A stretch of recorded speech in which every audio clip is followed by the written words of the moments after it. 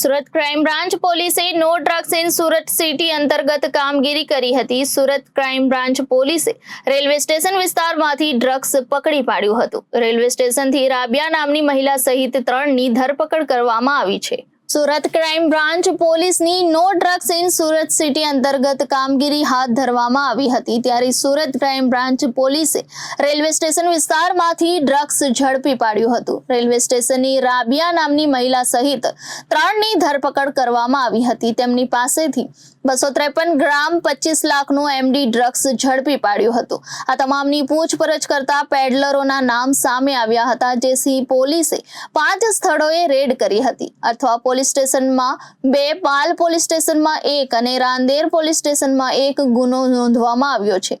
Rabia 4 વખત MD drugs Surat લાવી હતી। પોલીસ અત્યાર સુધી 7 આરોપીની ધરપકડ કરી વધુ કાર્યવાહી હાથ ધરી છે। સુરત શહેરમાં નો ડ્રગ ઇન સુરત સિટી અન્વયે અને સુરતની નાગરિકોને ડ્રગ મુક્ત સુરત શહેરને રાખવા માટે સરકારશ્રી તથા માન્ય કમિશનર સાહેબ શ્રી, જેસીપી ક્રાઇમ સાહેબ વગેરેની સૂચનાઓ આધારે છેલ્લા એકાદ માસ 1.5 માસથી ક્રાઇમ બ્રાન્ચની ટીમો સતત એનડીપીએસના દૂષણને નાથવા માટે પ્રયત્ન કરતી હતી।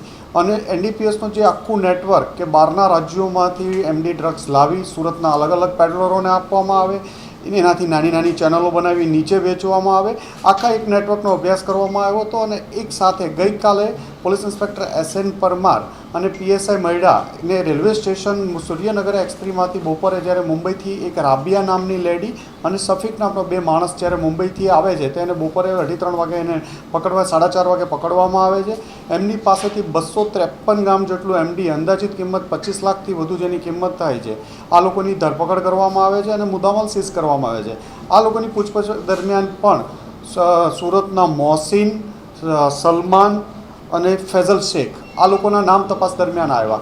અને જે 1 માસથી સુરતની ટીમ અલગ અલગ ટીમો લાગેલી હતી, પોલીસ ઇન્સ્પેક્ટરોની ટીમો, એમને પણ આ નામની માહિતગાર હોય તરત અલગ અલગ જગ્યાએ રેડો ચાલુ કરવામાં આવી, જેમાં સરફરાઝ ઉર્ફે સલમાન, જેને કાસા મરીના હોટલ પાલ વિસ્તારમાં આવેલી છે, ત્યાં રેડ કરતા એમની પાસેથી અંદાજિત 28-29 ગ્રામ જેટલું એમડી મળી આવ્યું અને જેની કિંમત 2,80,000થી 3 લાખ જાય છે અને સલમાનને ધરપકડ કરવામાં આવી। ત્યારબાદ પોલીસ ઇન્સ્પેક્ટર જૈન ગોસ્વામી અને એમની ટીમે રાંદેર વિસ્તારમાં રામા રેસિડેન્સી પાસે એક રેડ કરવામાં આવી, જેમાં આરોપી ફૈઝલ શેખ અને એની સાથે યાસીન બબુલ મુલ્લા આ 2ની ધરપકડ કરવામાં આવી, જેમની પાસેથી પણ અંદાજિત 31થી 32 ગ્રામ જેટલો એમડીનો જથ્થો મળી આવ્યો।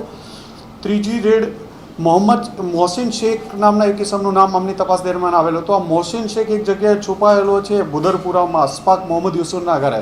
એ તપાસ કરતાં મોહમ્મદ અશફાક 5મા માળેથી કૂદીને ભાગવા જતાં 4થા માળે પડ્યો અને એના પગમાં વાગતા તરત ક્રાઇમ બ્રાન્ચની ટીમે એને અઠવાલા સિવિલ હોસ્પિટલ લઈ ગઈ અને ત્યાં એની સર્ચ કરતાં ડૉક્ટરોની સામે એની પાસેથી 15-20 ગ્રામ જેટલું એમડી એમની પાસેથી મળેલું, જે બાબતે અઠવા પોલીસ સ્ટેશનમાં રેડ દાખલ ગુનો કરવામાં આવ્યો। તદુપરાંત આ જ રેડો દાખતી હતી ત્યારે એક સૈયદ આસિફ ઉર્ફે બાબુ હૈદર કાળુ નામનો માણસ પણ મુદ્દામાલ લઈ રિક્ષામાં નીકળે છે નાનપુરા શ્રુતિ હોસ્પિટલ પાસેથી, જે આધારે પોલીસ ઇન્સ્પેક્ટર KI મોદી સાહેબની ટીમે રેડ કરી અને એમને પણ અંદાજિત 27થી 28 ગ્રામ 2,80,000ના મુદ્દામાલ સાથે ધરપકડ કરવામાં આવી। આમ કુલ સુરત શહેરમાં અલગ અલગ વિસ્તારોમાં 2 અઠવા પોલીસ સ્ટેશનની લાઇનમાં, એક પાલ પોલીસ સ્ટેશનમાં, એક રાંદેર પોલીસ સ્ટેશનમાં અને એક DCBમાં કુલ અલગ અલગ 5 ગુનાઓ નોંધવામાં આવ્યા, જેમાં 7 આરોપીની ધરપકડ કરવામાં આવી। કુલ 354 ગ્રામ અંદાજે 35-37 લાખનો મુદ્દામાલ કબજે કરવામાં આવ્યો છે। આ તમામ આરોપીઓની પૂછપરછમાં સુરતનું ઘણું મોટું નેટવર્ક બહાર આવ્યું છે અને અન્ય લોકોની ધરપકડ કરવાના પ્રયત્ન ચાલુ છે અને હાલના આ કેસનું ઇન્વેસ્ટિગેશન પણ ચાલુ છે।